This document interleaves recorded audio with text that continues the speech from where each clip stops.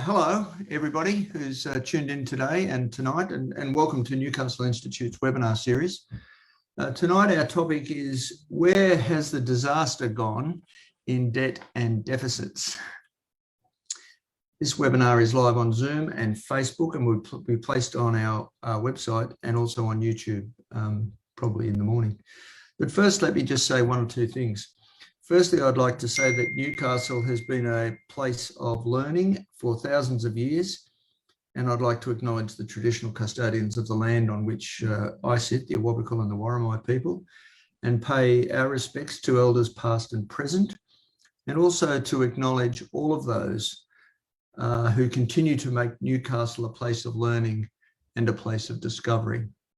Welcome to our members and viewers from all across Australia and beyond. And just a couple of housekeeping issues. If you have a question, you can ask it on the Q&A function at the bottom of your Zoom screen or in the comments on the Facebook live stream. We'll take questions from the audience after some discussion by the panel. Let me introduce our panel to you, and it's a real pleasure to introduce Dr. Angela Jackson. Angela is a lead economist at Equity Economics, a consulting firm that focuses on the importance of inclusive growth in building a more sustainable economy and society. Angela was previously the Deputy Chief of Staff to the Australian Minister for Finance and Deregulation during the global financial crisis. She has a Master's in International Health Policy, Health Economics, with distinction from the London School of Economics and Political Science, and has recently completed her PhD through Monash on the economics of disability. Excuse me, the economics of disability in Australia. Welcome, Angela. Our next panelist is Dr. Adam Triggs. Adam is the Director of Accenture Strategy, a visiting fellow at the Crawford School at the ANU, and a non-resident fellow at the Brookings Institution in Washington, DC.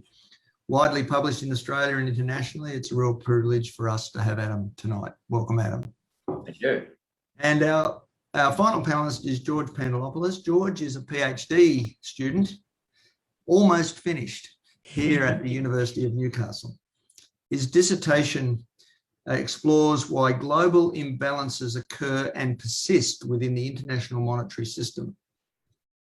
George has published in a number of highly ranked academic journals and is currently collaborating with a senior member of the European Central Bank with a view towards publishing a book on payments and financial markets infrastructures.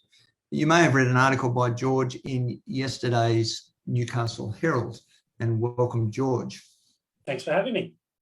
It's great, thank you. And welcome to all our members and others who are watching.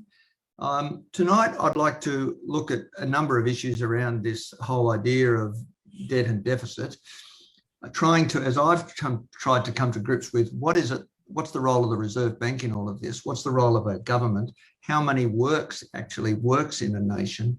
And to try and to understand what's happening with deficits. And who has that impacted? But before we do, perhaps a little context. And I'm going to ask you, George, whether what's been known as Keynesian or classical economic theory, and what I understand has been taught in universities probably most for the last 50 odd years, or even longer, 100 years maybe, since 1920s, that classical and Keynesian approach has been the dominant approach. Can you give us, George, a brief potted history of the last 100 years of changing influences of economic theory and governments, and right back from my understanding, right, starting like, we used to peg our dollar against, or our pound against gold.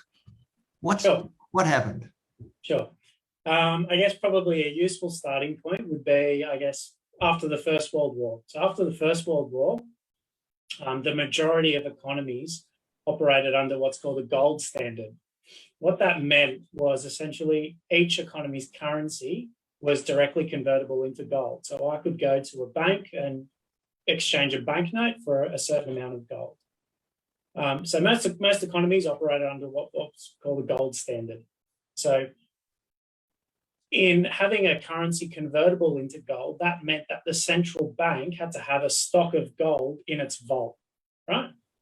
So that did a third thing. Because all currencies were convertible into gold, all currencies were fixed to one another in terms of what's called a fixed exchange rate. So unlike today, where we have a floating exchange rate, so the Australian dollar floats, and fixed exchange rates. That operated in a relatively smooth fashion until the Wall Street crash in 1929.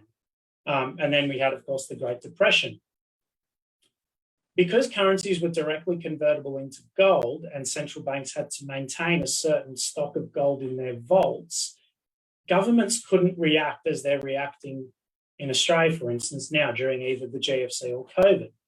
So what happened was a number of things.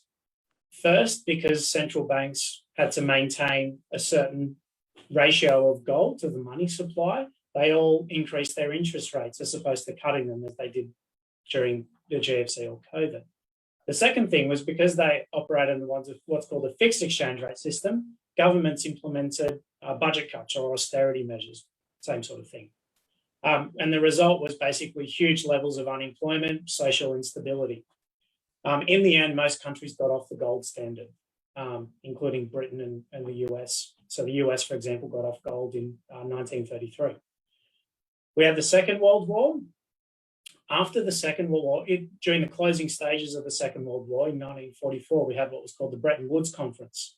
And a sort of a new global order was trying to be established at the Bretton Woods Conference. In the end, what came out was, again, a sort of a fixed exchange rate system. And then this time, the US dollar was convertible into gold. But again, that succumbed to difficulties. So you had some countries which ran persistent trade deficits, and it caused a huge array of issues, which I won't bother everybody with. But again, because countries were running fixed exchange rates, that caused a huge number of issues. But during that time, we had a sort of post-war consensus where Keynesian economics really took over, and it really took over, I guess, because of the Great Depression. So as I was saying before, during the Great Depression, instead of stimulating the economy, governments did the reverse. So central banks increased interest rates and cut their spending, which created huge unemployment. And there was an economist who worked at the British Treasury called John Maynard Keynes, who really flipped economics as it was known back then on its head. He was saying, instead of governments cutting their spending, they should increase their spending, right? Instead of central banks raising interest rates, they should cut interest rates. And that's what it became known as what was called the Keynesian consensus. And that really became sort of the orthodoxy, if you like, after the Second World War. And we had a sort of Keynesian, what we call a social democratic consensus. That operated relatively smoothly until we had what was called the OPEC oil shock. And you had a massive spike in energy prices across the world. In turn, you had massive inflation. And governments were really caught in a bind again. They didn't really know what to do. And at the same time, you had the rise of, I guess, Margaret Thatcher, Reagan. So, and what in economics, an economic school of thought was what's called monetarism, where Keynesian economics sort of fell out and we had the rise of monetarism and then this sort of free market ideology. And that's sort of been the norm for the past few decades, and that eventually monetarism got watered down and we had what was called new Keynesian economics, which is pretty much the standard sort of, if you pick up any sort of standard orthodox macroeconomic textbook, it'll have new Keynesian economics. So after the Second World War, and then we had the oil shock, the Bretton Woods system fell apart and most countries floated their exchange rates. So for example, Australia, we don't peg the Australian dollar to the US dollar or the pounds. We operate under a floating exchange rate. Our currency isn't convertible into gold anymore. It's basically created out of nothing, out of thin air. So I guess in a nutshell, that's sort of, in a few minutes, what's basically happened over the past 100 years or so. And it was Keating who floated our dollar. Correct. Keating floated the dollar. Yeah. But we were still kept talking about surpluses and correct. So on the one hand, we need to be careful about when we talk about, for example, governments can create money out of nothing. So the central bank, the Reserve Bank of Australia, in the Australian context, can create money out of thin air. It could put $1 billion into my account just through a keyboard tomorrow morning if it wanted to. But we need to be careful because there are constraints to government spending. We have inflation. There are all sorts of other issues that come into it. So we do need to be careful when we talk about fiscal deficits, in that there are certain limits, but they're not technically financial, because the Reserve Bank of Australia can always fulfill any liability in Australian dollars. So there are certain limits in terms of inflation, and there are political constraints. But we need to sort of take a different approach about how we see fiscal deficits and I guess the economic policy making tools to achieve a certain outcome. In recent years, and especially I think since about 2013, when Tony Abbott became Prime Minister, we've heard a lot about debt and deficit disaster, related to the stimulus approach that the Labor government used, or Kevin Rudd used in the GFC. Liberal governments, I think, have traditionally been focused on achieving a budget surplus, whether they have or not.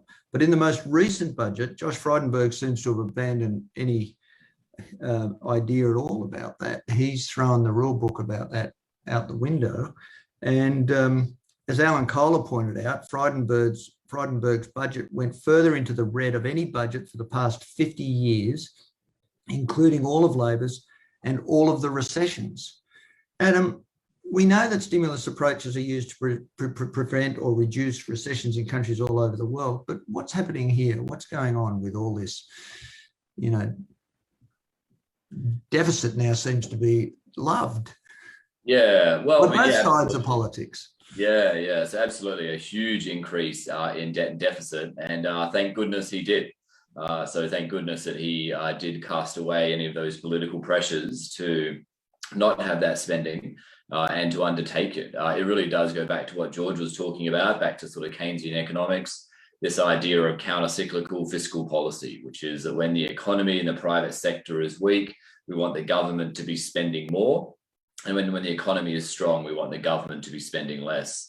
So the idea here is that when the private sector does start to show a lot of weakness, to avoid perfectly healthy, productive businesses from collapsing, such as during the pandemic, we can use the government's balance sheet to keep them afloat for that period, build that bridge, I think was the analogy a lot of politicians used, to make sure we don't get those long-term scarring effects that we know we get from unemployment and we get from businesses collapsing as well. So really, this is the metric that's going through government's mind. It's sort of a cost-benefit metric. What's the benefit here of increasing debt and having these big deficits? Is you avoid those really big long-term consequences that come from unemployment and business failure.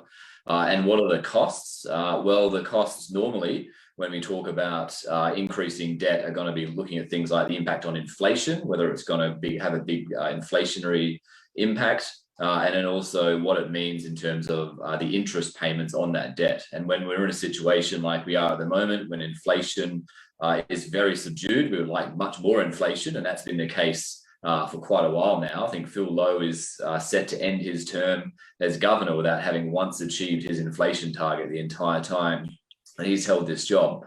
And interest rates historically low as well, particularly on government debt. So benefits of this debt were very, very big. Costs were very, very low. So yeah, it's a wonderful thing that the politics got thrown out the window, which was silly back in 2008 and would have been silly today as well. Ideology often gets thrown out in a crisis, I think, Adam. Yeah, it's good. Yeah, thankfully. Angela? Yes. Yeah, go. No, I was going to say, I mean, it has been an ideological shift, I guess a practical shift, because we know coming into the pandemic, of course, the RBA was calling on the government to spend more money and to maybe not achieve the budget surplus that they achieved, at least on paper, coming into the pandemic. But the government was resisting that extra stimulus. And as a result, economic growth was slow and unemployment was probably higher than it needed to be. And so it is good that ideological, I guess, attachment to a surplus at any cost has dissolved, and certainly it needed to last year, clearly. Yeah, I was really interested, George, in something that you said in your article in the Newcastle Herald, about the plight that Greece has because they're not in their own currency. Correct. So they have a very special set of circumstances. So countries that have the euro, so Greece, Germany, Italy, Spain, Portugal, their own central bank. So, for example, the Bank of Greece can't issue currency at will. So the Bank of Greece can't issue euros. So they're in a very special set of circumstances. So, for example, after the GFC, naturally, you'll have these automatic stabilizers at work where the budget will start drifting into deficit as unemployment starts rising, and you'll get people going on, say, things like Job Seeker, Greece's version of Job Seeker, so an unemployment benefit. The budget will naturally dip into deficit. And financial markets can really cause a lot of chaos if you use the euro, because financial markets fully recognize the constraints of countries adopting the euro. Whereas we don't have those sorts of constraints placed on us. We have the Reserve Bank of Australia, whereas the Bank of Greece cannot issue euros. So there is a real chance that countries like Greece can default. And that's why you see financial markets turn, or after the GFC, they turned against countries like Greece and Spain and Italy and Portugal. And you saw their interest rates on their debt skyrocket. So the government's basically backed into a corner in that they have to implement fiscal austerity measures or budget cuts. Mm. The other sort of special case I was just going to add, so absolutely in Greece, and really the analogies I think we've had in Australia between Australia and Greece, as though Australia could suffer a debt crisis in that sense, were very, very silly when they were made and continue to be silly to this day. The other group, which also is a special case for a similar reason, is developing countries. And that's because a lot of the developing countries, certainly around Asia, aren't able to issue debt in their own currency because it's extremely expensive to do so, primarily. And so they issue debt in foreign currencies. So the consequence there, and we were all looking very nervously at, say, Indonesia, for example, during COVID, because they have about $460 billion of debt, which is predominantly denominated in US dollars, which meant that as the crisis hit and as investors pulled money out, their exchange rate went down. And that meant that the size of their debt went up and the value of their income to pay for that debt went down. So it becomes that sort of negative self-fulfilling prophecy, similar to what George was talking about with Greece, but for a different reason in that sense. Angela, I want to talk about some equity issues in just a sec. Yeah. But similar onto this sort of global role, I've been watching with interest. I mean, I noticed that China holds more US debt than almost anybody else, and they've been selling US bonds lately, as have Russia. What's their strategy? What are they doing? I mean, anyone want to make a comment about what is this China's way of managing their currency rates and keeping their exports competitive, or what's going on? It always reminds me of that old saying, which is that if the bank owes you $1 billion, then the bank's got a problem. But if you owe the bank $1 billion, then it's reversed. Yeah. And I think that's the case with China and the US, in the sense that China is such a dominant holder of US debt that it's not really able to do much in terms of, people were discussing about whether China could punish the US by selling bonds in order to push up interest rates in the US as a consequence of that. But that would reduce the US dollar's value. Yeah, well, that would push up interest rates because an inverse relationship between bond prices and rates in the US. But again, it is such a large holder that they can't really do that very easily, in the sense that markets would react very quickly if they started to do it. I think I think what we're seeing is more of China trying to get more liquidity, trying to get more cash at the moment. I don't think it's part of a geopolitical play or anything like that. So I think both sides could do a lot of damage to each other financially. So yeah, is that how you read it, George? If I could just add a quick comment about, we need to understand why China holds so much US debt. The reason that they hold so much US debt is because China's basically operating under what's called a managed exchange rate. It used to be perfectly fixed to the US dollar, but now it's heavily managed. And to manage that relationship with the US dollar, the Chinese central bank is actually buying up US dollars. And instead of holding US dollars in their most liquid form to earn a higher interest rate, it buys US debt. The argument that US could force a run on American government's bonds is a little misguided in my view, because the Federal Reserve can just simply buy those bonds off the Chinese central bank and keep those interest rates fixed. So, yeah. Angela, I'm interested in the whole issues about who's this impacted. The issue about equity and it seems to me to not have been fairly distributed across various sectors. I think, you know, under like we had JobKeeper, but there were certain sectors that missed out, and I think women often missed out. Do you want to talk about some of the equity issues around all of this, what's been happening? Yeah, look, certainly, because I think, you know, obviously we can talk about the global level of debt and the global level of government spending, but obviously my perspective, what's just as important or maybe more important is how that money is spent. So, you know, looking forward, we can see that, yes, you know, government is going to continue to run these big deficits. And a big part of that, of course, is tax cuts, which are banked into the budget, you know, of another $19 billion a year, the stage 3 tax cuts when they come in. And they will predominantly benefit, obviously, high income earners. So it's not going to do anything for equity, and they're going to predominantly benefit men over women. And so those distributional questions, I think, are really important, and probably one that gets lost when we just keep it at the macro, because it's not just how much we spend, it is how we spend it. And at the moment, predominantly, if we look at sort of the tax incentives and the tax system in particular, those subsidies do go predominantly to men over women. Now, the reason, of course, for that is because what do we pay for? And this is another maybe esoteric question, but half of our GDP, of course, is unpaid and half is paid. And the people doing that unpaid work are women, and that is contributing to our well-being and our GDP and our productivity, but it's not necessarily feeding in to these sort of macro considerations in terms of how money is working in our economy. And what that means, obviously, is that women then have a lack of money, basically, in retirement, and a lack of economic security and ability to commandeer those economic resources more broadly. So it's kind of, it's interesting from, I don't know, for me anyway, as an economist, to sort of think, well, looking forward, how do we equalize that?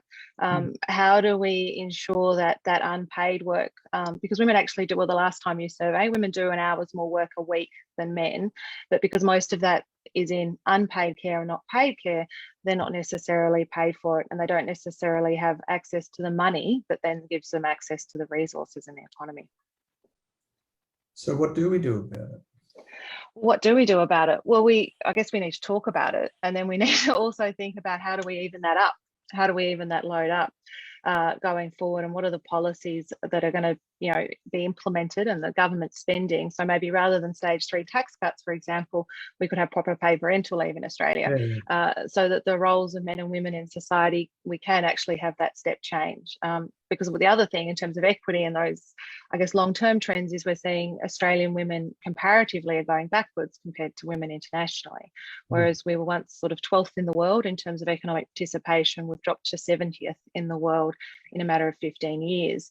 And that's because other countries are progressing. It's not necessarily Australian women are going backwards in absolute terms, but in relative terms, we haven't had the policies and the investments that are needed to drive those gains in gender equity.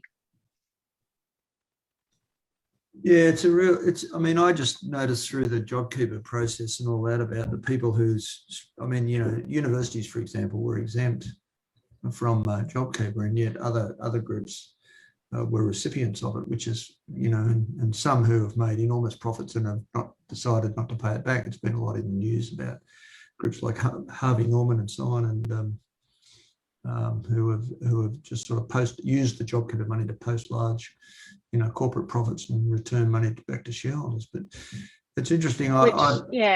Which I think, you know, for some economists comes down to that question about why the RBA wants to tell the government that they need to be careful about what they spend, because I guess last year no one really cared, and so JobKeeper was designed perhaps without the targeting that would have been warranted if you had have cared a bit more. It wasn't particularly well designed. It subsidised jobs that probably weren't going to be lost. It went to companies that maybe suffered on paper a small loss or didn't trade for 6 weeks but got access to this money for 6 months. It was incredibly vital. I'm not saying the wage subsidy scheme wasn't, but a lot of that was saved, and a lot of that didn't actually support jobs. So it was sort of unnecessary spending, and it's represented a huge transfer from government to private households.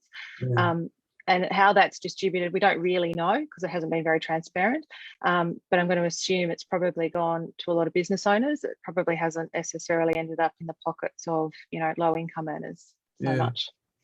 I don't mean to suggest it was a bad thing. I think it was a godsend to so many people that just were desperate for some sort of support during that difficult time. Oh, look, definitely. And it's just a question of, could have there been a bit more discipline and potentially also tightening over, certainly after that first 3-month period. I think there is a strong argument that it could have been redesigned to be better targeted once they had more time to do so. But the money just kept flowing, and we've seen, household deposits go up. I don't know, I think it was around at least over $70 billion last year, and business deposits. I mean, savings are just sky high, which is good for the economy now. Like, there are benefits of that, but they're probably not matched by that level of spending. You could probably get that benefit in other ways. Stephanie Kelton, who is a professor at one of the American universities, I'm not sure which one, she wrote a bestseller, a book that was on the New York Times bestseller list for quite a while, called The Deficit Myth. We've been thinking about government spending in the wrong way, she says, on both sides of the political aisle. Everything that both liberal and progressives and conservatives believe about deficits and the role of government spending and money is wrong. So, is she right? George, what do you reckon? For the large part, yeah. We need to sort of have a bit of a rethink as a society, A, what the role of government policy is. In other words, it's just a means to an end. And B, what the role of, say, government debt is in the economy. It's not just, in conventional terms, funding the government deficit. It's not just the difference between tax receipts and government spending, but it also provides a key tool to the financial system. Banks need government debt on their balance sheets for a variety of reasons to fill regulatory requirements. So we need to have a bit of a rethink about how we perceive government debt and how we perceive the role of government. Governments don't act like a big household. In other words, they're not maxing out the credit card. And all these analogies, in my view, are very misleading, because the general populace just assume, governments are like a big household. Yeah. I'm a household. I need to be in surplus all the time, so does the government. Whereas when you apply that on an aggregate level, it doesn't work. So there are a variety of roles of government debt, not just in terms of the difference between its tax receipts and its spending, but also the role in terms of the government debt plays in the financial system. For example, if government debt wasn't around, banks would not have any sort of high quality collateral to gain extra liquidity from the Reserve Bank of Australia. So we need to sort of delve a bit more deeply into these issues. There's certainly been all this talk about, you've just got to balance the books, and it's sort of the analogy about it's like a household, and even expressions like it's taxpayers' money, that has problems with it too, as far as I see it. It's just because it's not always taxpayers' money. Is that right? Yeah. It's again, in Australia, we have a very special set of arrangements which allow us to use those tools to in a most effective way. For example, the RBA offers an overdraft facility to Treasury. So unlike you and I, when our bank balance hits zero, we can't spend anymore, whereas that doesn't apply to Treasury. So when Treasury's bank balance hits zero, the RBA... Treasury being the government. The government, yeah. The way we should think of government is we've got, on the one hand, we've got Treasury, and on the other hand, we've got the Reserve Bank. Right. And they're two arms of the same family, in a sense. Yeah. So I would consider both the Treasury and the RBA two arms of the same government, of the same house, if you like. Yeah. So when Treasury's bank balance hits zero, the RBA, if it's a small amount, will automatically top it up. If it's a large amount, it needs permission from the minister. I mean, the ironic thing is that why would a minister cancel their own spending? So, but that's leave that aside. So we do have a very, in my view, decent set of arrangements which allow those two arms of policy to work in unison. As we've mentioned before, I mean, other countries don't have those sorts of arrangements. Adam, what's happening around the world with deficits? Australia used to be not very high on the list. What's other countries' view? I mean, Kelton was a primary advisor to Bernie Sanders in the last race for the US election. Yeah. And a really good book. I've got it on my bookshelf behind me, actually. I think my sort of criticisms, I think, of the book and probably of sort of modern monetary theory in general, I think a lot of it's not really new, in the sense that a lot of it is sort of quite orthodox economics. And I think a lot of the things that we're talking about now in terms of sort of comparisons to households, the sort of fetish around surpluses, these are really political positions rather than positions that economists hold. I mean, economists know and have known for a very, very long time that deficits aren't necessarily bad. There's a lot of circumstances when they make a great deal of sense. We know that households are completely different to government. We know that we want to spend more money when the economy is weak. We know that deficits don't necessarily mean poorer future generations. And these are all points that Kelton makes. So I think these are all fairly orthodox. Our grandchildren don't actually have to pay it back. Is that what you're saying? No, yeah. I mean, I had a piece just recently where I sort of calculated how long it would take us to pay back our debt from the COVID-19 pandemic. And if you look at historically sort of interest rates over the last 10 years, if you look at the growth rate of the economy over the last 10 years, we would pay off our debt we would grow out of our debt within 27 years. And over that period, most of today's taxpayers will still be paying tax. And the young people of today either won't be paying tax or they'll be paying very little. So the notion that COVID-19 debt's intergenerational, I don't think really stacks up, assuming we balance the budget in 24, 25. Doesn't mean we should. It depends what the economy looks like at that point. But in terms of around the world, I mean, Australia had low debt relative to the rest of the world before the crisis, and we still do.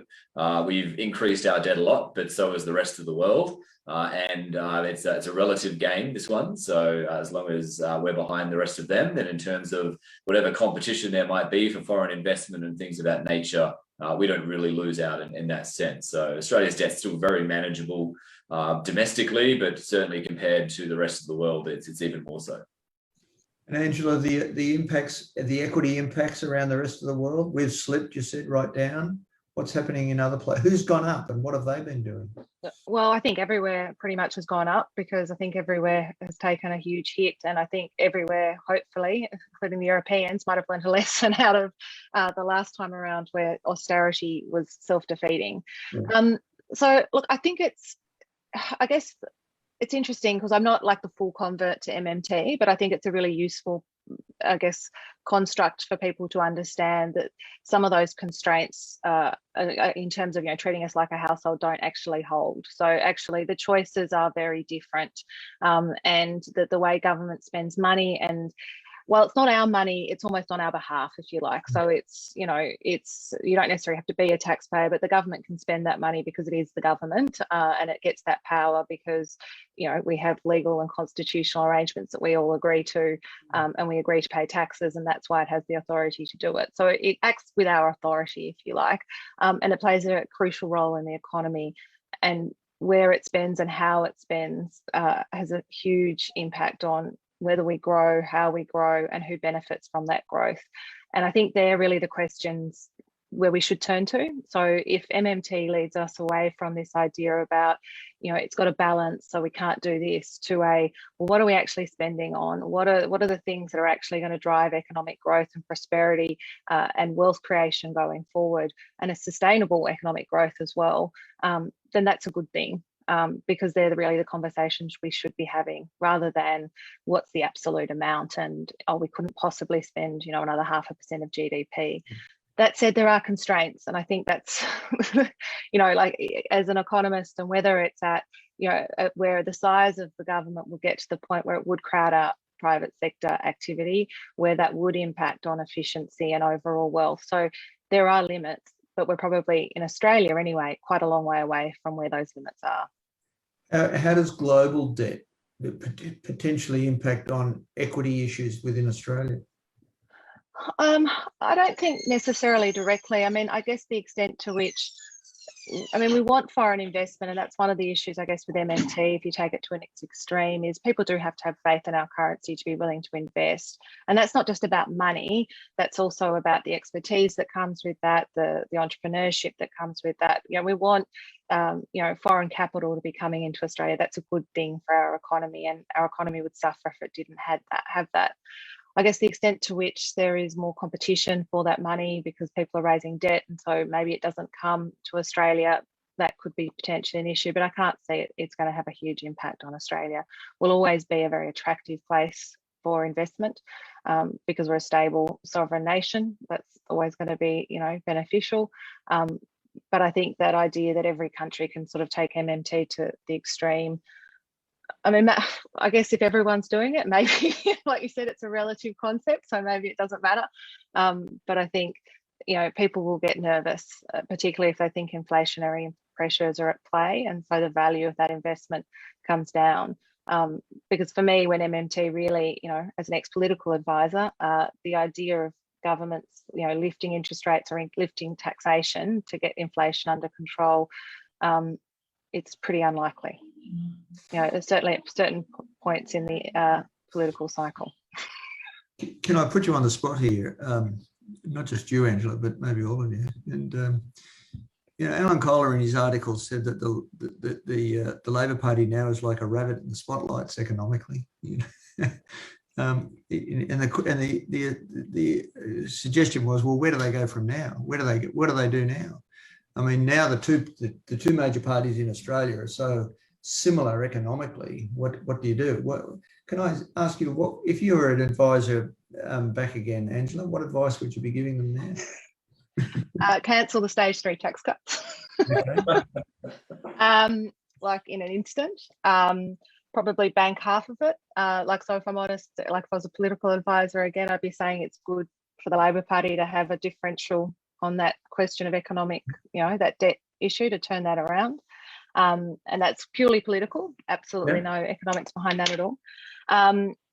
But then to spend the other, you know, half of that money, if you like, and some on reforms that will help lift productivity and participation and wages. So really focus on that household sector. And on transforming the economy, in particular, you know, the sort of the green economy and the investments that we need there. So decarbonisation stuff. Yeah, and the transfers that are going to need to happen there between different people in the economy, and recognizing who are the actual losers and how do we actually compensate them and give them that security. So, like, trying to repair, is it the Gini index that measures the difference between, you know, and we're spreading out, whereas Scandinavian countries are coming close together. That's right. So, I mean, you know, there is a huge potential reform agenda there that I think, you know, Labor could tie itself to around how we invest and who we invest in, around, you know, education, around tackling disadvantage, around the role of women in the economy, and, you know, around improving those equity outcomes being a real driver for economic growth. Because, you know, when I see inequity, to be honest with you, what I really see is untapped potential and untapped productive potential in our economy.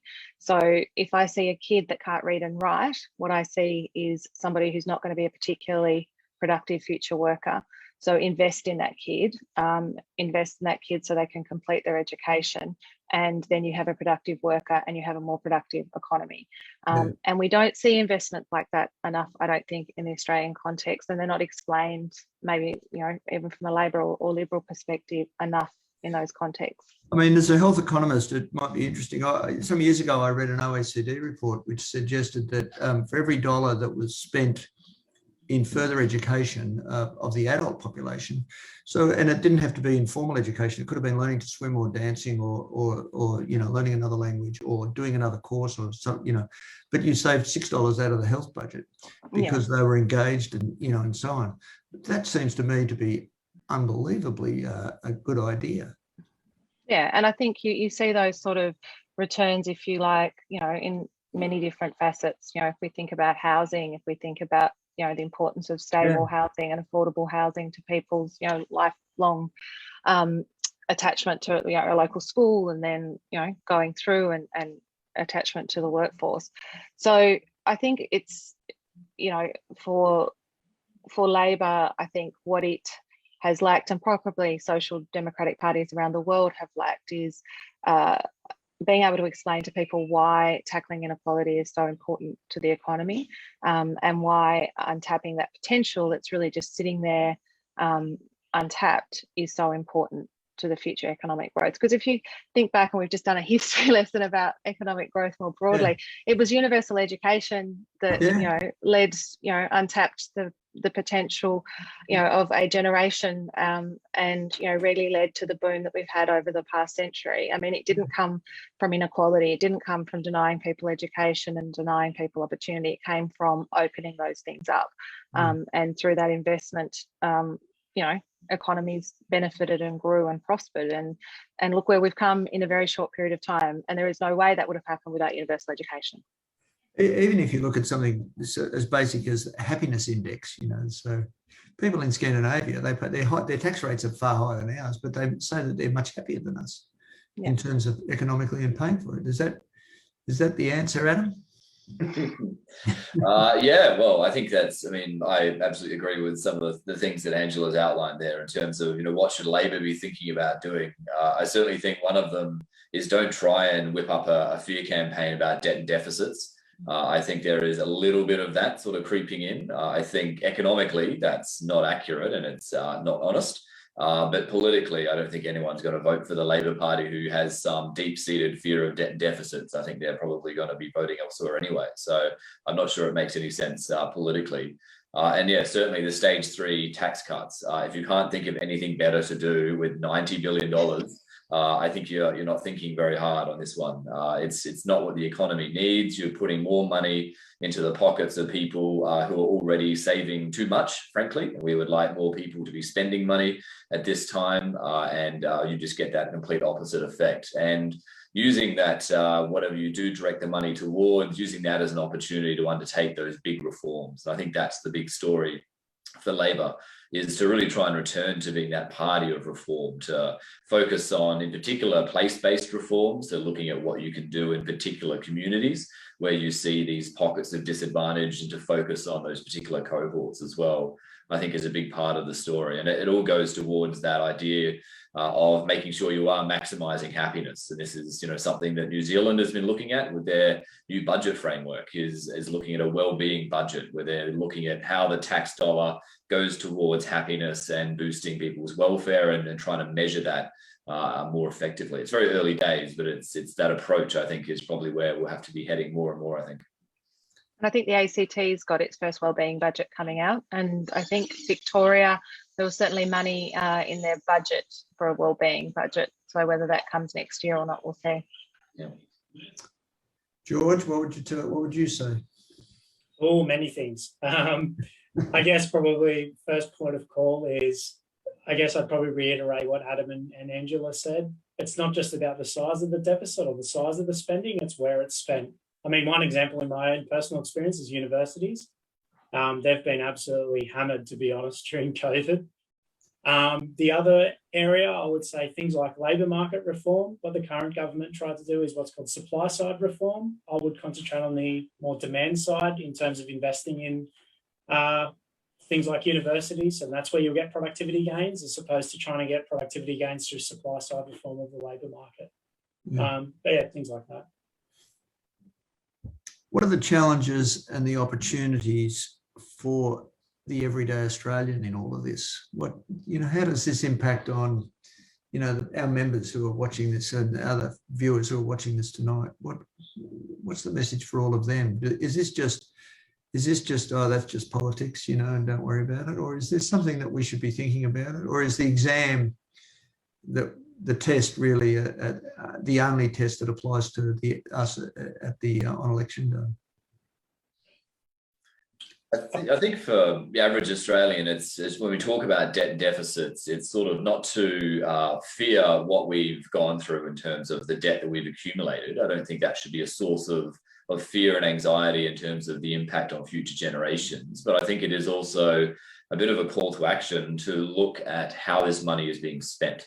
At the end of the day, that's the key question, is what's the cost and the benefit of the additional spending, and does that make sense? And a huge part of that story, as Angela talked about, is that distribution story as well. So we know that throughout the pandemic, sort of women, for example, bore the brunt of that. We know that a lot of the stimulus that followed favored industries that were dominated by men and had various other impacts in terms of gender, but also in terms of intergenerational effects as well, in terms of hitting younger people much harder than older people. So I think for most people, it's really about looking at sort of what are the two parties putting forward in terms of what happens next. A big debt deficit fear campaign, I think they shouldn't buy into that, but at the same time, they should be looking carefully at where is this money going, and what are the priorities here. If you're talking about $90 billion of tax cuts for very wealthy people, is that the best use of that money, or are there other things that we could be doing with it? Yeah. I mean, I think for me, it's really, the power of government, and understanding that government really can, when it sets its mind to it, do some pretty extraordinary things, and solve some pretty extraordinary problems. If anything, over the last 12 months, in Victoria here today, we've come to rely on government more and more, and come to understand, I think, its power and the good it can do. Maybe giving politicians a bit more of a, well, come on, you know what the solutions are here. Why don't you just do it? Like, why are you holding back? When you do have the power and we give you the authority to go and spend money on our behalf, and actually tackle some of these problems so that, we can prosper more, and, that disadvantage and the pain and the suffering that causes generation after generation in this country. We have, I think, the latest statistics from the Melbourne Institute. If you're born into poverty in this country, you've got a 13% chance of getting out of poverty when you become an adult. Now, that's not good enough. Like, these are problems and intergenerational problems that should have been solved and can be solved, and government has the power and the resources to do it. And it's time it stepped up, like it has in the last 12 months, and really stepped up and protected the Australian economy and Australian people in ways that I think we're all clearly benefiting from now. And it needs to step up in more areas going forward. So there's no shortage of great ideas and places to spend money for the common good, but so it's where. Well, it's about using the evidence, I think, and it's about looking at, well, what are the benefits of spending this money and what are the payoffs? So that's where I think you do still want to have discipline. It's not just about spraying money willy-nilly. It's about doing things that have got a strong evidence base behind them, where we know there are really good payoffs more broadly in terms of other people's, the mental health reforms, for example, in the budget, which was really good to see. A lot of those benefits that we can quantify. Yes, there's economic ones, but there's non-economic ones as well. And improving people's well-being, should be part of that metric. I've got a question from one of our audience members, Brett, who says, call me naive, but if the world governments are in debt, who owns the debt? It's actually generally the banking sector. So they're the ones that actually primarily buy debt directly off governments, and then that circulates in financial markets. So you and I can then buy debt on what's called the secondary market. I hope that answers your question, Brett. What gives you hope, Adam? What really gives you hope for the future? I feel like I have a fair bit of hope for the present, really. I think if you certainly look back throughout sort of human history, and I think George highlighted that in his introduction there, we are learning, and we're getting a lot better at this sort of stuff. Certainly during the global financial crisis, that was seen very much as being, the next Great Depression, in terms of having a big collapse of the US stock market and the US property market. And the response it worked. Countries came together, they cooperated, they had learned from the past. They knew that the worst thing you could do was to cut government spending and to tighten monetary policy. And they did the exact opposite and worked together to avoid the big protectionist backlash that we saw back then, where countries started erecting tariffs and trade restrictions against each other and just made it worse and worse and worse. So I think when I look at how we've handled certainly the last two crises, and they're a bit closer together than I would normally like, but we've done pretty well. I think we've learned a lot from the past. I think certainly COVID, we could have done better, certainly on the international cooperation front. We had a very unconstructive US president, which made that very difficult. But I think overall, I think we've done pretty well in handling this. So I take a lot of hope from that. And I take a lot of hope from the fact that we're now looking at what do we do next? And a lot of economies and governments are starting to ask, well, let's not just talk about going back to the normal, because actually the normal wasn't that great. The normal before COVID was low inflation, low interest rates, low growth, high inequality, low investment, high gender inequality, whole cohorts of society who are missing out on growth. We shouldn't be going back to that. We should be thinking about what we can do to do different, to do better, and to use this as an opportunity. And just the fact you're hearing governments talk about that, I think is pretty hopeful. So yeah. George, what gives you hope? What gives me hope? I guess thinking of, I guess I consider myself a glass half full person. We're lucky in Australia in that no matter the rhetoric of government of the day, when their backside's on the line, ideology goes out the window. And we've seen it twice in a very short space of time. I remember in last February, I was talking to one of my colleagues at the University of Newcastle, and they asked me what the government would do. And I thought, well, they'll probably act as an employer of last resort. And they laughed. They thought it was crazy that I'd say something like that, or a Conservative government would do that. But that's what JobKeeper was. So it does give me hope when push comes to shove, no matter if it's Labor or Liberal. We live in a country where ideology will go out the window, and they usually pick very sensible economic policy. So that does give me hope. Sometimes we're told to be very afraid of things that are going to happen. The message I'm getting from you, we were told for years to be desperately afraid of deficits. That seems that idea is gone, and the next one will be we've got to be desperately afraid of inflation. Well, I can't see any inflationary threat now or in the foreseeable future. So, yeah, I do live with optimism. And I think as well, not only in Australia, but globally, the rhetoric is changing. I read some of President Biden's remarks recently.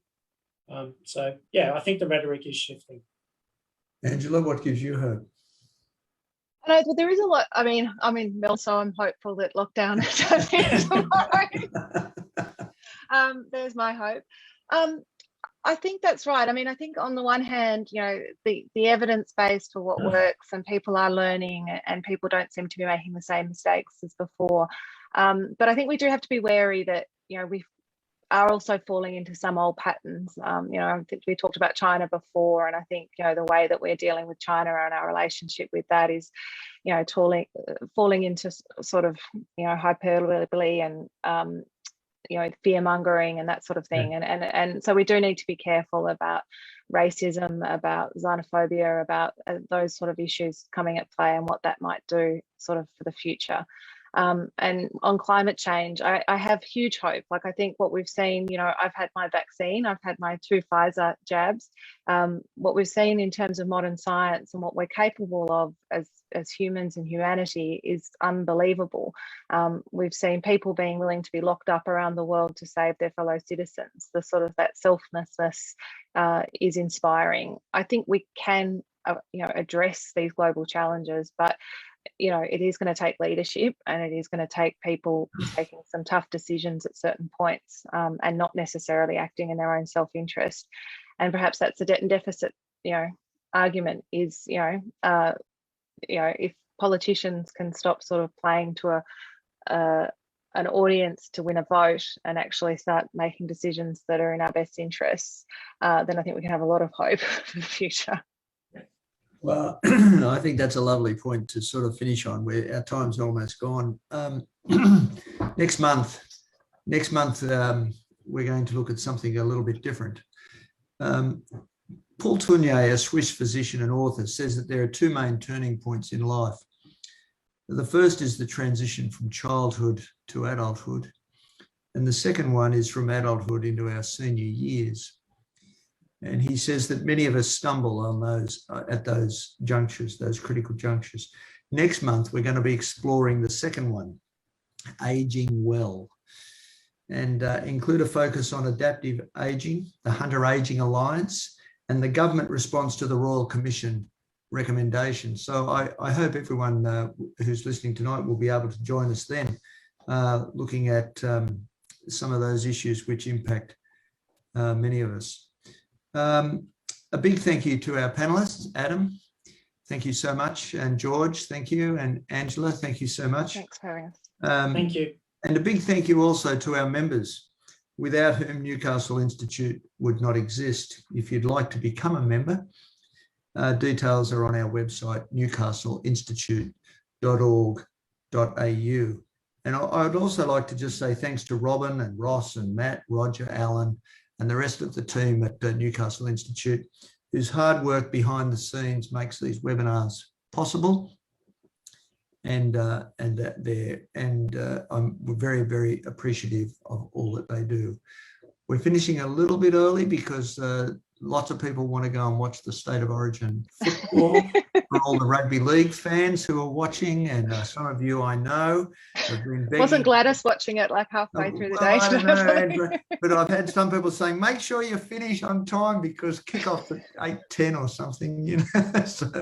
So I've kept to that promise. And thank you again, George. Thanks, I appreciate it very much, and Adam and Angela. And thank you to all those who have been watching, and I hope you enjoyed it. Thank you. Thank you. Good night. Thanks. Thank you.